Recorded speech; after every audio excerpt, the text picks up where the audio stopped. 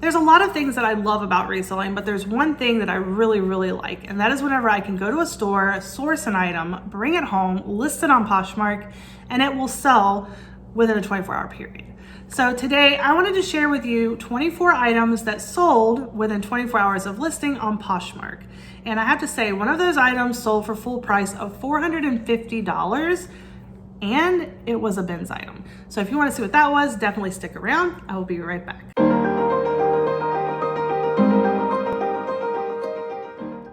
Hey guys, what's up? It's Vicky. Welcome back to my channel. If you've never seen my videos before, I am a full-time reseller on Poshmark, and I've recently started cross-listing back over to eBay for the third time. And I make thrift haul videos, brand research videos, Poshmark seller tip videos, a lot of different types of videos, from dumpster diving to sweepstaking. There's a lot here. So if you want to check out my channel, I welcome you to subscribe. And yeah, let's go ahead and look at the 24 items that sold within 24 hours. So the first item that sold were these Carrie studded mules by A New Day, which is a Target brand. And I have no problem picking up Target brands. I think a lot of that stuff is really, really cute, and they don't have a high retail value. But I know that I can typically get between $10 or $15 for their items. So if I think they're cute enough, I will pick them up. So these sold for 12 bucks. I paid $2 at his house for these, and I would definitely pick them up again, even just to sell them for 12 bucks, because that's still a decent profit in my opinion. So the next item that sold was a Chico's maple beaded belt, and this belt was new with tag. However, I paid $1 for it at the bins.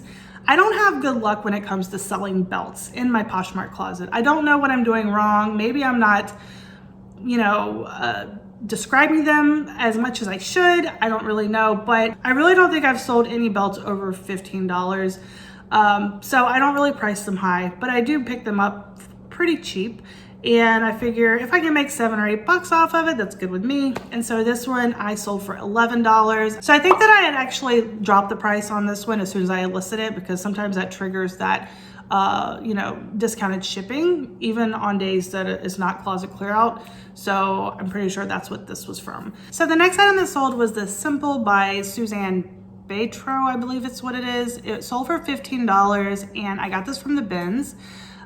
This is a plus size dress that I found. It was in a really, really good condition, and the material was so soft. I was like, you know what, I'll try it. I had never heard of the brand before, and the comps looked okay. Definitely sold it a lot cheaper than what most of the comps said, but it came from the bins, so still a good profit for me. All right, so the next item that sold was this Lululemon top. This was like the smooth line. I can't remember the name. I'll put that right here for you. It had like a SPF, I believe. Interesting. But anyway, I don't really have good luck when it comes to reselling Lululemon tops. Usually they sit forever. So I priced this pretty low because I figured it was going to sell for about 15 bucks. However, it did sell for $29, and that was a good flip because it came from the bin. So I literally paid under $1 for it. So the next item that sold was this polo by Ralph Lauren. This was a striped sweater. I paid $2 for this item, and it sold for $18. It was kind of an oversized sweater, a little different than those V-neck cable knit sweaters you see by Ralph Lauren. This one was really cute, and it was a vintage piece, so I was happy to see that go so fast. The next item was a North Face red fleece pullover. This was kind of like a light sweatshirt type of material, and it sold for $18 as soon as I listed it. And I got this from the bins as well. I paid $1.89 a pound. So I don't know, I don't think it weighed a pound, so it was a little under $1. All right, the next item that sold was this Torrid like marble chalice dress. This one was new with tag. I paid full price at my Goodwill for it, which was $6.50, which is what they charge for dresses. And this one sold for 25 bucks. This was an offer that was sent, and I accepted it. I'm really not picky when it comes to my offers. Like I said, if I'm gonna make a profit, I will usually accept most offers on most items. However, if it's like an item that I know I can get, a lot of money for, I usually will not accept those offers. All right, so the next item was this Banana Republic Heritage top, and it was kind of like a chambray top, and I had never heard of Banana Republic Heritage, so I guess it's just a certain line from Banana Republic. But the top was like a tencel lyocell. It was really, really soft.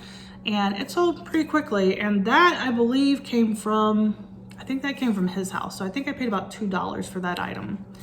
The next item that sold was this Under Armour Downtown Knit jogger pant. These were like a red. I also got the exact same in a green, and I got these for $4.75 at our Goodwill retail. These were in excellent condition, and I was for sure I was gonna make a lot of money off of them because some Under Armour does really, really well. I think I listed them at like 30 bucks, and somebody sent an offer for 23 and I accepted. I was like, that's fine with me. Like, I mean, I paid $4.75 for them, but they both have sold since. Really, really nice pants, and I wish they were my size because I would have kept them.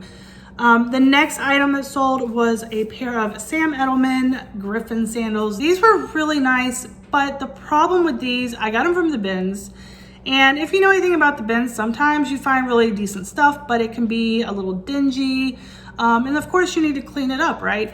Well, I cleaned these, but they just weren't good enough in my opinion. And I didn't feel comfortable like pricing really high for them because like the threading was kind of dingy looking. It wasn't white, and I'm a perfectionist when it comes to that. So I don't feel worthy of listing a lot of my items for sale at high prices because I just feel that they're just not good enough, which is a terrible thing as a reseller to be a perfectionist like that. But I want my customers to be satisfied, and I think I would be upset if I spent a lot of money on a pair of sandals that had like dingy thread. Even though your foot covers that thread, it still bothered me. So anyway, I sold these for 15 bucks and I got them for $1.89 a pound. The next item that sold was a Soma navy dress. This came from the bins. It sold for full price. This was another one that I had dropped the price whenever I listed it, and it sold as soon as I did that for $23. Okay, so the next item was a pair of American Apparel striped high-waisted shorts, really cute shorts. I had them listed at like 25, they offered 13, and I said, I paid $2 for them, why not? So I accepted their offer, and they were very happy with them, gave me 5 stars, and good with me. So the next item was kind of a bad buy in my opinion because this one was a relist. I had bought multiple pairs of Athleta Zion Wash Sculpt Tech crop jeans from TJ Maxx when I did my little retail arbitrage thing. I paid $5.99 per pair, and they were all new with tag, but they are completely oversaturated on Poshmark. I don't know if you noticed, if you have been one of those who got these at the TJ Maxx. The first pair I sold did really well.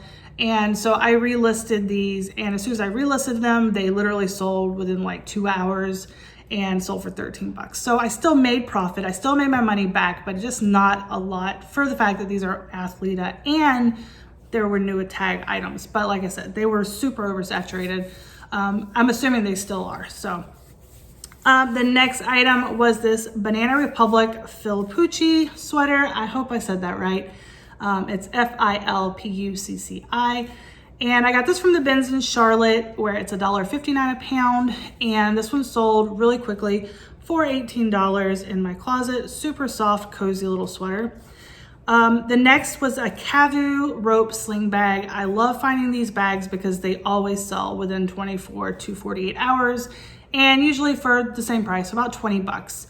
This one actually had some fading on it, staining, I guess you would say. And it still sold, and they were happy with it. So I did try to stain treat it, but it just didn't work. So the next item I was a little shocked about. So it was a Lucky Brand Willow, like a long cardigan, sweater cardigan. And I got this from the bins in Charlotte as well, $1.59 a pound. And I listed it when I got home. It sold immediately for $32, like full asking price. And I was shocked because that's just like, to me, Lucky Brand sits forever. Like there's some pieces that do okay, but like t-shirts, like basics like that, they just sit. They sit and sit. So I've had sweaters like this one that sat for a long period of time and really didn't sell for much. And then this came along and I was like, huh, okay. So this is definitely like a style that I'm assuming people want. So I will pick it up again if I do find it. The next one was the best sell of my reselling career. This one I found at the Charlotte bins as well. They were literally taking the cart back to get rid of all this stuff. Because, you know, at the bins, they do rotations and typically they throw stuff away, or I guess they sell it to another country. I don't know how they do in Charlotte, but they were about to walk it out and I saw this sweater. It was like a wool looking sweater. I was like, I'm gonna grab that. So I did. And it said Lauren Manoogian. I was like, I've never heard of this before, but the tag looked like it was something worth money. It felt like it was something worth money. So after I did my shopping at the bins, I was doing my comps at the end and I looked this up and I saw the prices were hundreds and hundreds of dollars for these.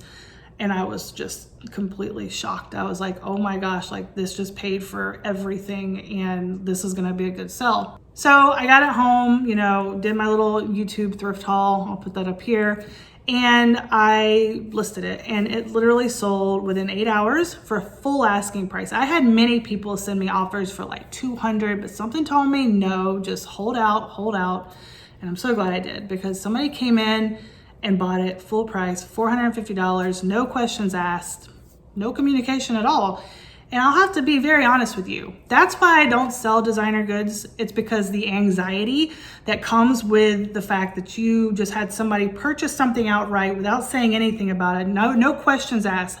To me, how there are people in this world who can just buy something like that and not think twice about it or not ask any questions about it is beyond me. Like, it makes me very nervous, almost like, oh my gosh, it's a scammer. That's how I feel.